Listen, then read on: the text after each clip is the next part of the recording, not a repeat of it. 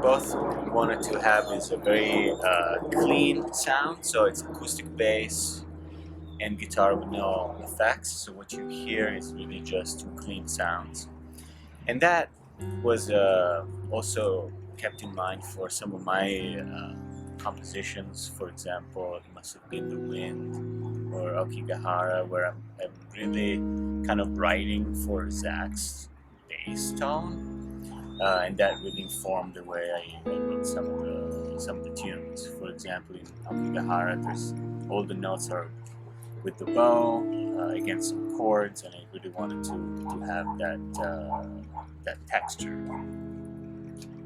Yeah, and I think both of us in the recording and live were sort of going for a really transparent sound, like Nico using minimal or no effects, and then just the raw bass sound, and sort of using the space between the two, sort of bright sound and dark, and just having a lot of